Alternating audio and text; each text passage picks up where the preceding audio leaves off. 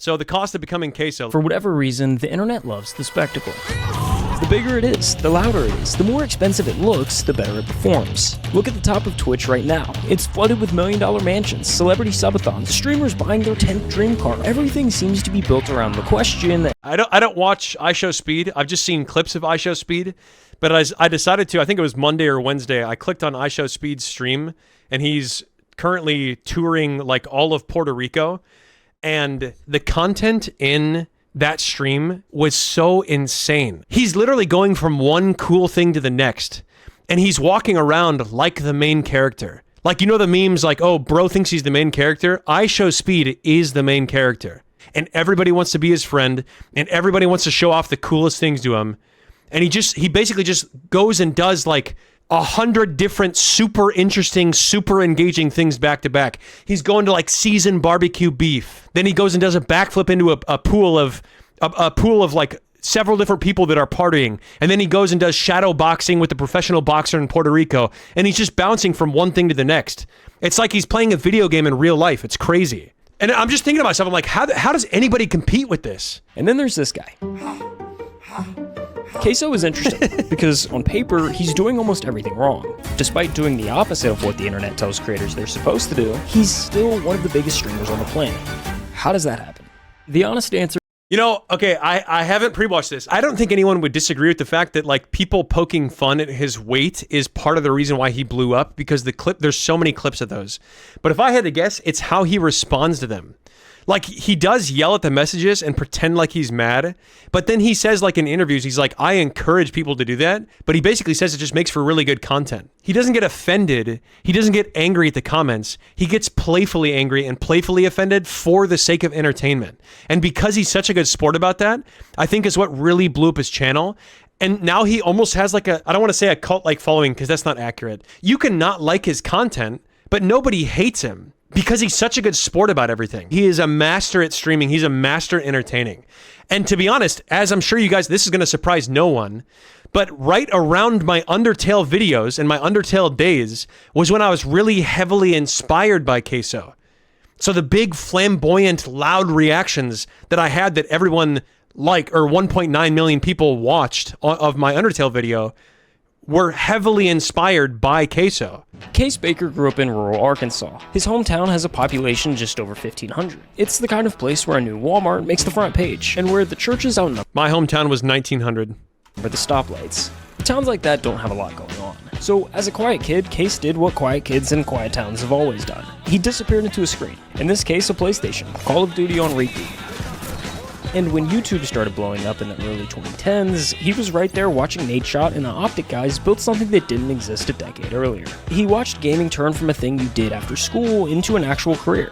Well, how does this sound? Making a Guys, does anybody here come from a small town? Like, I come from Wisconsin, and Wisconsin is like one of the drunkest states in all of the United States. During the winter especially, there's not much else you can do besides like play card games, play board games, play video games, and drink and go to the bar.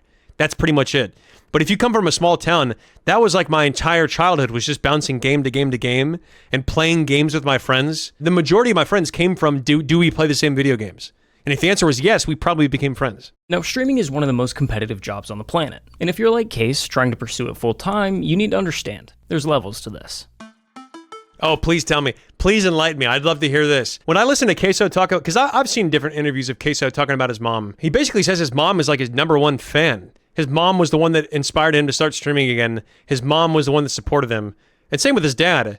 When I think about how my situation is, like my mom supports me, is definitely supportive of me, but she just doesn't understand what I do. My dad, like literally every time I tell him about like, hey dad, I just had that Looker short. If I'm like, dad, I just had a short get 16 million views or whatever in 7 days, he's like literally like the proudest person ever. He's like, oh, you're basically running a small business over there. And he's just, I feel very proud, you know, because I could have two parents that are like, what, bro, what are you doing? But instead I have, my mom supports me. Like I said, she just doesn't understand what I do. My dad's like super, super supportive. We're gonna say you reach level 1 at around 100 viewers. Once you're there, you can take the leap to streaming full time, which getting there sounds totally reasonable.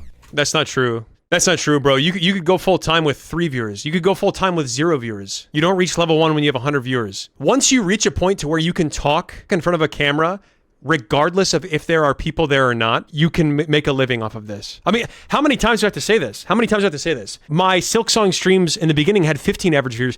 I think collectively from that one VOD, that 1 6-hour VOD, where I averaged 15 viewers in my Silksong stream, I have like 40 million views off clips from that one stream because I'm acting the exact same way in front of 15 people or 5 people as I do in front of whoever the hell is watching. And once you learn that, there is no view minimum that you have to hit. Matter of fact, too, hang on 1 second. I don't know have you guys ever heard of this channel, Yikes? If you have, put your opinion aside of the channel, but I want to show you something. I want to show you this person's average, they're one of their highest viewed shorts. Hang on. This short right here has 31 million views. I faked my face reveal and everyone hates me now. The other day I hit 300,000 subscribers, and to celebrate I went live on my channel. Being the psycho that I am, I decided to do a fake face reveal. Okay, is that working? Okay, I'm really nervous. Here I go. 3, 2, 1. Hey, I need your help downstairs. Can you wait a second? I'm doing something. It'll just take a minute. Come on down. Okay, hold on. I'll be right back. Okay, this guy, Yikes, made most of his views. I watched a video about this. He made most of his views from shorts or short form content. And he admitted that no one was really watching his live streams back when he first started doing this. So right now, he's probably streaming to not even that many people. But he's making it sound like it's a big deal. He's making it sound like there were a lot of people there. He's making it sound like a lot of people cared about this. Let's try this again. Here's my face reveal. Here we go. And yeah, that's my face. I think I'm pretty attractive, but you know, it's a black screen. Hold on, I just gotta fix this real quick. Actual face reveal this time. 3, 2, 1. And the stream just ends there. I hate you. Why do you like this? Bro lost over 100 subs in less than a minute. What an effing loser. It's okay. I'm not gonna unsub. Let's go. Can I get a W Bruno in the comments? What a legend. What a scam. This could have 3 comments for all you know. 3 comments total for all you know. But he's just taking whatever works and using that for content. You don't have to have anybody watching you. You can literally blow up with any amount of views at all. It's not. Somehow convincing 100 people to watch you live is brutal. In the past year, 18.4 million people opened up Twitch and broadcasted live on the platform. I want you to guess how many of them actually made it to level 1. Seriously, throw a number out. Wait, sorry. Take a look at this. Have you guys seen this trend? I guarantee almost everybody here has seen this trend. The trend of the 6-7 counter. How many 6-7s can you do? When people think about streaming who don't know about streaming, this is what I imagine they're thinking. They just think it's people doing this. I want you to guess how many of them actually made it to level 1. Seriously, throw a number out there. The answer is 165,536. That's less than 1%. For every person who gets to level 1, there's 100 that don't. Every big streamer you see. This data's not right. Okay, I've already said my piece on that. You guys understand how I feel about that? I don't think that data is accurate on it's representing how many full-time creators there are, but whatever, let's just take them for face value. They spent days, weeks, if not months streaming to an audience of 0. I mean, take Jinxie for example. He streamed to just 5 viewers for a year and a half before he ever made it. 5 viewers? He's grinding! And I'm throwing all of these numbers at you for a reason, because without them, you wouldn't understand how truly insane what happens next is. Okay, so hate to interrupt myself here, but let's say you're like CaseOh and don't love your day job. Maybe you're not all that. This is going to be an ad. Here's what I will say too. That's why when people say to me, they're like, this video only got blank views or this live stream only got blank views. That used to affect me, but nowadays I just straight up don't care at all because I said this once and I'll say it again. It doesn't matter how many views there are right now. It matters how many views there will be eventually. And anything can have a lot of views if you put enough effort into it or do enough advertising or make enough clips from it or whatever. It just matters what you put your effort into and what it is that how you're repurposing the content. In the days before he went live for the first time, CaseOh was already laying the groundwork. He spent days filming and editing clips of him playing NBA 2K23. And on September 10th, 2022, he uploaded 22 videos to TikTok. The next morning, he woke up to over 10,000 followers and a comment section flooded with one question. So that night, he went live for the first time and the floodgates. You know, here's what I will say. I've watched this interview and I'm pretty sure CaseOh says that the clips that he released got like 10 million views or 8 million views or something, a lot of views on TikTok. And he said the next day he woke up to 15,000 Twitch followers. I've had videos on Twitch that do like 3 million views and the conversion's not quite the same. And that I haven't figured out yet. If I get several videos that get 3 million views or 2 million views on TikTok, I don't see the same conversion. But I think it's just because his personality is so unique and so funny. It has to be that. Like I said, I've been dreaming of wanting to, be a streamer, a content creator since I was 13 years old. I finally took the leap, bro. I finally took the leap, and y'all came through for you, boy. For real, y'all came through crazy. Now, it wasn't all sunshine and rainbows from here. You know, that is so relatable. There's videos out there, guys, that exist of me and one of my friends that are on YouTube of us doing videos even before TrevDog62. But I'm almost positive it was before my voice dropped. So like before I even hit puberty, I have videos of me with a high-pitched voice on YouTube right now. But God, that's so relatable. I used to watch like Smosh back in the day and be like, oh, I could make skit content just like Smosh. That is so unbelievably relatable. Eventually, numbers started slipping. For a couple months, it looked like maybe the whole thing was a fluke. Maybe the bubble had already popped. You know, I've seen the numbers when I very first started. You know, the hype was there because I first blew up. Yep. Had like 800 viewers every night. Then y'all seen it dip to like, 100, 150. I was like, I gotta do something different or it's gonna go under. Then he picked up a different game, Hogwarts Legacy. It was kind of a weird choice. It had a totally different audience from the 2K crowd he'd built, but he streamed it anyway. Clipped a moment and posted it to TikTok. Well, I see the sun peeking through the window a little bit. Sleep schedule gone now. Gotta make Hufflepuff proud though. Hey, it is what it is, man.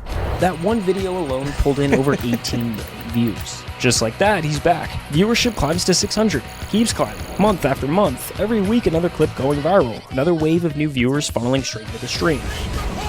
Man, I really wish it was that easy. If we just base it on my own personal experience, I wish all you had to do was release one video that gets 15 million views and suddenly you have 600 live stream viewers. You know what I mean? Let's look at my own clips channel right now. By the way, just so you know, I'm not complaining in any way. Let's just look at these clips here, okay? So we have, sorted by popular, we have 24 million views, 22 million views, 20 million views, 16, 11, 10, 10, 9.3, 8.2, 8.1, 7, 5.5, 5.4, 4.4, 4.1. You know what I mean? How many views does my channel have in general? We have 334 million views, right? And like, I guess you could say like, oh, if you just streamed Silksong or if you just streamed Undertale, you'd have more viewers. But like, I don't necessarily want to do that. The answer to that is also like, once I finish the game, I'm not necessarily interested in continuing to play the game. But even when I was playing Silksong, even when this video did have 24 million views, this one video had 24. That was the memory thing. 24 million views. I was streaming Silksong and there wasn't really much of a difference still. It's just crazy. The snowball was rolling again. Bring back hairline Trev. By May 2023, CaseOh was averaging over 2,500 viewers, a legitimate name in streaming culture. Yeah, Googie, actually, isn't that because people were voting Silksong spoilers at first? I think that had something to do with the first streams being like that, and I am actually considering like waiting an entire week before streaming Sea of Sorrow. I have been considering doing that. What you're looking at right now is 5 of the biggest streamers on the planet. Each at the moment they were averaging exactly 2,500 viewers. Pay attention to the setups. None of them are exciting. The rooms are pretty basic, the camera quality kinda sucks. There's no production value. They look like what they are, just guys streaming from their bedrooms. Now fast forward to when those same streamers are pulling 10,000 viewers a night. Everything's changed. The lighting's dialed in. The cameras are crisp. The rooms look intentional. I don't agree with this. I don't think that your setup has anything to do with how many views you get. Just look at CaseOh. CaseOh's setup is so minimalistic. The webcam quality is not good. And CaseOh's even said that he's afraid to upgrade because he's like superstitious in a way. I think how you change your content, what you actually end up doing matters more. So like Kai's bringing on John Cena. You know what I mean? Like of course bringing on John Cena and having Phantom bust through your door and Phantom taxing John Cena's burger and Kai's burger is going to have more views and be more relatable than streaming Elden Ring or whatever. More people are going to be interested in just like more relatable stuff than a specific game, for example.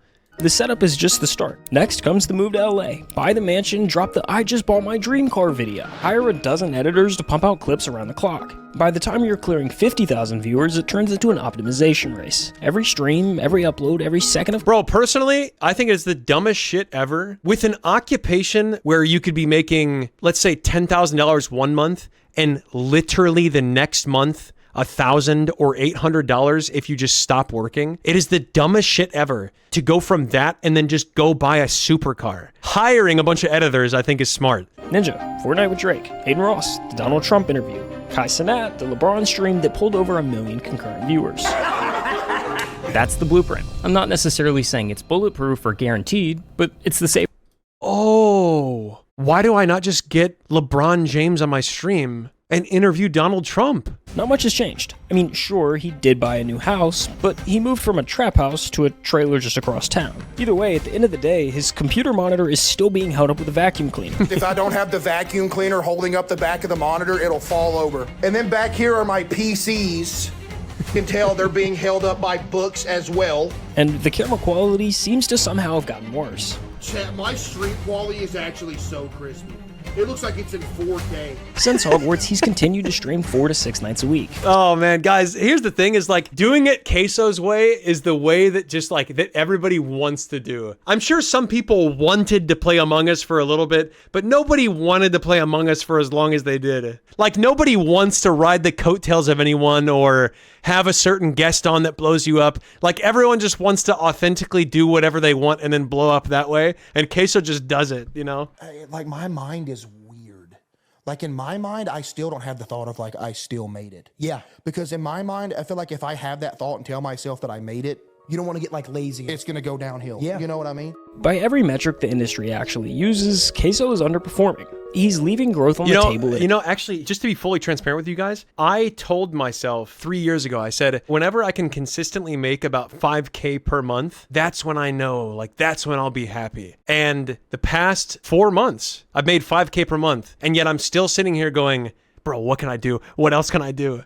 You know what I mean? So like, that's just so relatable to just always be like, oh, like I gotta do something else. I gotta do something else. CaseOh sits in this rare category of someone who actually reached the I made it moment. Bro, look at him. He looks like he's genuinely witnessing somebody dying that he actually knows. Look at his face. Sits in this rare category. Look at this face. Does this look like the face of somebody who's acting or someone who's actually witnessing a legitimate death? But the blueprint isn't only about money.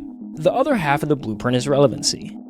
The streaming world has a short memory, and the way you fight that is by staying in the conversation. Podcasts, events, collabs, it all comes down to the same idea. Stand next to someone bigger than you, and you get to share some of their spotlight. Well, if you thought he was underperforming on the money side of the blueprint, just listen to this. In 3 years as one of the biggest streamers on the planet, he's done exactly one traditional collab. Jinxie. You know what too, actually, because I'm chronically online, and that should be no surprise to anybody, you know what this is making me think of? I watched a video yesterday. He's got a duck for a profile picture. Anyway, he basically just covers pointless, needless drama. And I watched a video about Lacey. And I watched this 23-year-old man basically just throw like a little temper tantrum. And the point that the duck made was, do people that have that personality just tend to blow up because it's just a big engagement farm?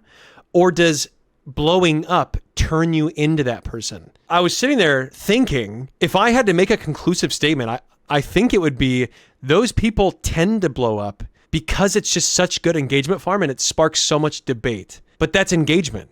Whether or not you're hating or loving somebody, if you're commenting or liking or watching, that's engagement. But the reason why I respect CaseOh so much, obviously he's being performative. I would say anybody that thinks that CaseOh's not being performative is lying. I don't think he's performative in a bad way, and I think he only spreads positivity. Yeah, Tubert, I totally agree with that. And to be honest, I feel the same way. If this is a surprise to anybody, then I really want you to reflect why.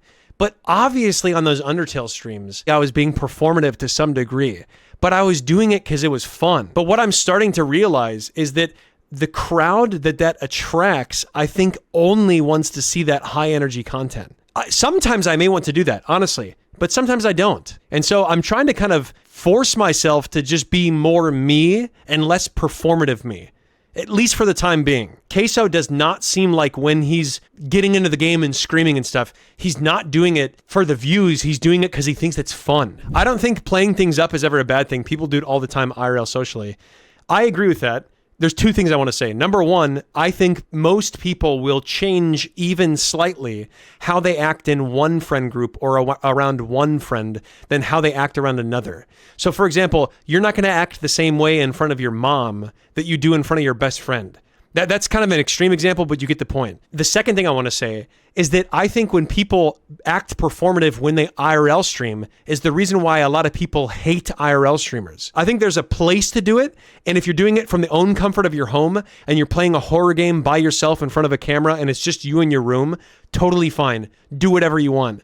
But being performative while actively making people uncomfortable with IRL streams, that's kind of pushing a boundary that I didn't want to do. I've seen people say, React content is not necessarily my cup of tea, something along that line. And yet these same people love my Undertale videos. They're saying, oh, React content, I'm better than that. But what I do like watching is people reacting to video games. Like my entire Undertale streams, nobody's watching for my gameplay. They were watching me react to the game's story. That to me sounds a little hypocritical. I agree that playing things up for the sake of entertainment is performance and is entertainment. I think there's nothing wrong with that. I wouldn't be proudly supporting children in the coal mine at work. What? At its core, OCD is anxiety. For CaseOh, moving into a new house meant moving into an environment that was full of variables his brain hadn't had the chance to map out yet. Like when I take my hat off and put it on the counter, same spot every night. If it goes in a different spot, I'm dead. Everything becomes unpredictable, and for someone with OCD, an unpredictable environment is one thing that can't be controlled.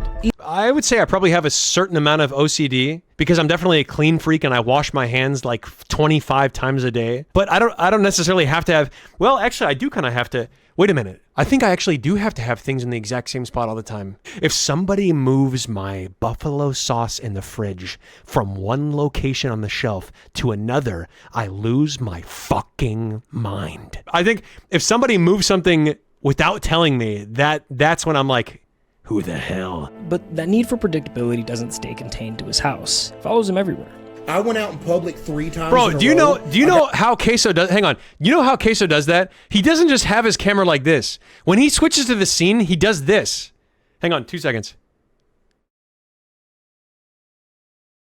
Like this is a more exaggerated version of what he does. I don't go out in public.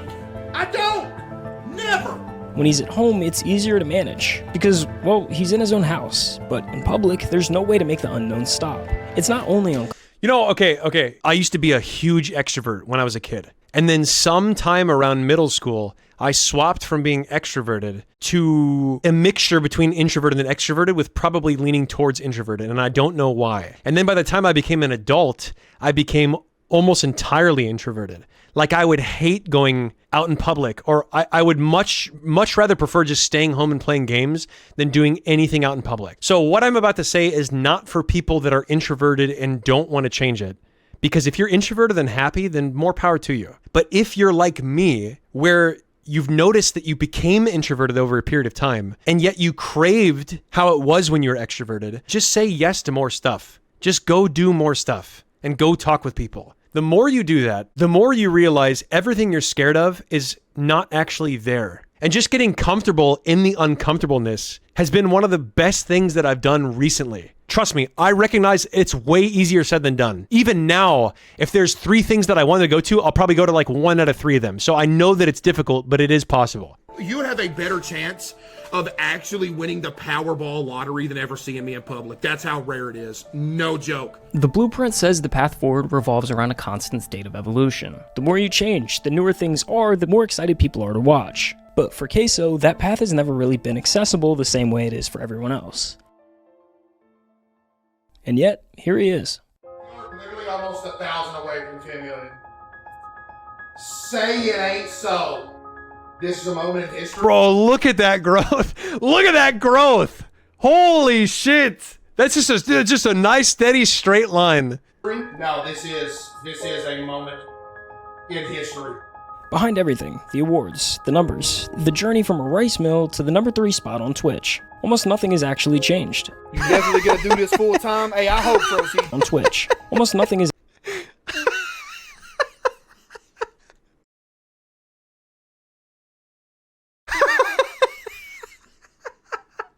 actually changed. You definitely gonna do this full time? Hey, I hope so, CJ. That'd be a dream come true for you, boy, man. Maybe my parents don't have to work no more either. That'd be a dream come true too, bro. He's been grounded in the fact that streaming was never about being the very best. It was always about building a life worth living, for himself and for the people he loves. Wait, Mom, we're about to hit 10 million. I can't believe what I'm seeing. Oh my goodness. I can't believe what I'm seeing. We're about to hit 10 million! I gotta turn this off. Come on. No way we're actually about to hit it. We hit 10 million, baby! Let's go! 10 million on YouTube! His mom was Man, guys, I just gotta say, like, just how wholesome is that? You know what I mean? How wholesome is that his mom is just right there supporting him, cooking in the background, cheering. That's just so wholesome. You know, you just love to see stuff like that. Every Sunday I call my mom and she tells me, she goes, yeah, I've been watching some of your clips on Instagram. Some of the clips are just so... I mean, you guys know some of these clips that I'm releasing. You guys remember when I released that Sinner's Road, the clips of me singing the Sinner's Road song that I wrote the lyrics for? My mom messaged me that she was taking care of my nieces. So she was visiting my brother and taking care of my nieces. And she goes, hey, loved the song you just posted. I showed it to your nieces, who's 5 and 3 years old. Now, luckily, the clip that she specifically showed did not have the Ask Jim bit in there. The worst thing was, if how you swing is on the fence, don't worry, we've got the Green Prince.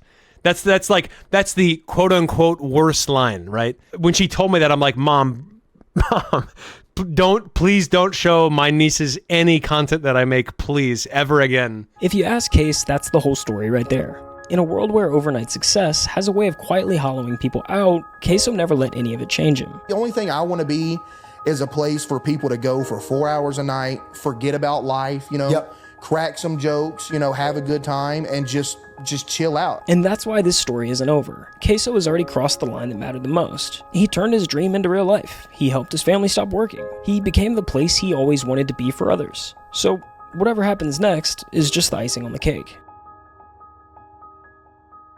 You know, guys, actually, I'm thinking about this. I used to think exactly that I want to turn on the stream for a few hours or whatever, and then just be a place where people can chill out. But I think, okay, the conversation that we just had, that conversation was a good conversation to have, especially if there are people that aren't able to have that conversation anywhere else. Yes, I want to primarily be just a form of entertainment, but I also think that I've been avoiding having conversations like that and just kind of focusing on entertaining and playing the game or whatever. But I can see where he's coming from, just kind of being a distraction. I've been dreaming of this since I was a kid, bro. Y'all for real low-key making dreams come true, bro. Man, W video. It's hard to make a video about CaseOh and have it flop, you know what I mean? Because he's just so dang wholesome. His story is so wholesome and feel good.